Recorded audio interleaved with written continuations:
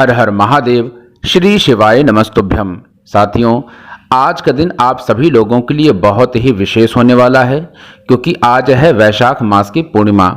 वैशाख मास की पूर्णिमा को हम पीपल पूर्णिमा के नाम से भी जानते हैं और वैशाख मास की पूर्णिमा के इस दिन बुद्ध पूर्णिमा का भी विशेष संयोग होता है।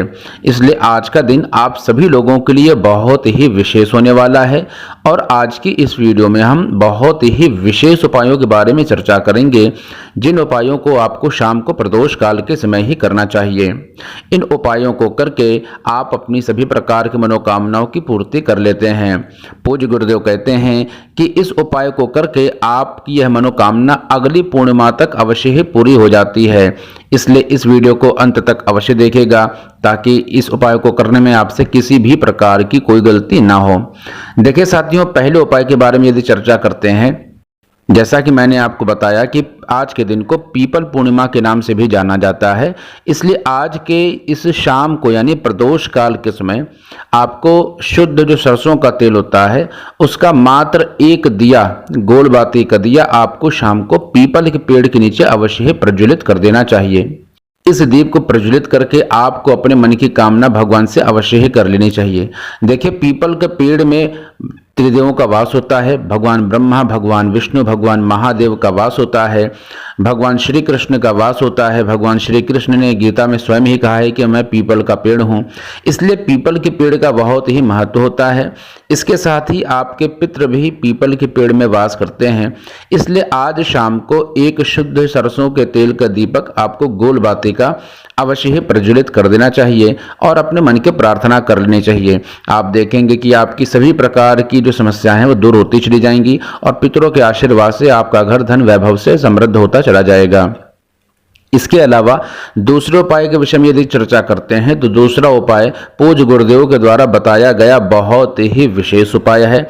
इस उपाय को करने के लिए आपको शाम को प्रदोष काल के समय, यदि आपको प्रदोष काल का ज्ञान नहीं है तो सूर्यास्त का जो 45 मिनट के आसपास का जो पूरा एक काल होता है, सूर्यास्त से लेकर के उस समय को, जब सूर्य अस्त हो रहा होता है, एक जो गोधूली का समय होता है उसको हम बोलते हैं प्रदोष काल, तो उस समय ही इस उपाय को आपको करना है। अब इस उपाय को करना कैसे है, उसके पहले आपसे निवेदन है कि कृपया चैनल को सब्सक्राइब कर लीजिए, वीडियो को लाइक करके हर हर महादेव अवश्य इस कमेंट बॉक्स में लिख दीजिएगा। देखिए, इस उपाय को करना कैसे है, तो इस उपाय को करने के लिए आपको मात्र एक लोटा जल ले लेना है। जो जल आप ले रहे हैं वह तांबे के लोटे में होना चाहिए। इसके साथ ही उसमें जल आपको आपके ही घर से लेना होगा। मैंने हर वीडियो में आपको बताया है कि आपको जब भगवान शिव को आप जल समर्पित करने जा रहे हैं तो आपको तांबे के लोटे में जल लेना चाहिए और वह जल साफ शुद्ध जल आपको अपने ही घर से लेकर के जाना चाहिए। फिर आपको एक लोटा जल ले लेना है और उसमें आपको 5 बेलपत्र डाल देनी है। 5 बेलपत्र जो आप ले रहे हैं वह भी शुद्ध होनी चाहिए, कटे फटे नहीं होनी चाहिए और मुख्य रूप से उस बेलपत्र की जो बीच वाली पत्ती है उसकी नोक बरकरार रहनी चाहिए, अर्थात नोक खंडित नहीं होनी चाहिए।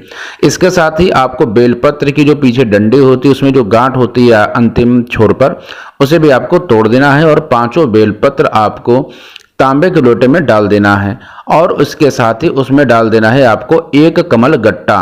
और इन सभी सामग्रियों को लेकर के आपको भगवान शिव जी के मंदिर में चले जाना है और वहां भगवान भोलेनाथ को प्रणाम करके यह संपूर्ण जल एक धारा के रूप में आपको भगवान शिव शंभु भोलेनाथ पर चंद्रेश्वर महादेव के नाम से समर्पित करना है। ध्यान रखिएगा, चंद्रेश्वर महादेव के नाम से ही इस जल को आपको समर्पित करना है। पूज्य गुरुदेव कहते हैं कि इस जल को समर्पित करने के बाद आपको भगवान से विनती कर लेनी है, जिस भी काम के लिए आप इस उपाय को कर रहे हैं, इस विधि विधान को कर रहे हैं, तो आपको भगवान शिव से अपने मन की प्रार्थना कर लेनी है। उस काम के लिए प्रार्थना कर लेनी है जिस काम के लिए आपने इस उपाय को किया हुआ है और चंद्रेश्वर महादेव का नाम आपको लेना है। इस बात को ध्यान रखिएगा। आप देखेंगे कि भगवान चंद्रेश्वर महादेव की कृपा से अगली पूर्णिमा तक पूज्य गुरुदेव के अनुसार यह उपाय करने के बाद आपकी मनोकामना अवश्य पूरी हो सकती है। ये 2 बहुत ही विशेष उपाय थे। इन उपायों को करके आप अपने जीवन को कृतार्थ कर सकते हैं। भगवान भोलेनाथ आप सभी पर कृपा करें। हर हर महादेव। श्री शिवाय नमस्तुभ्यम।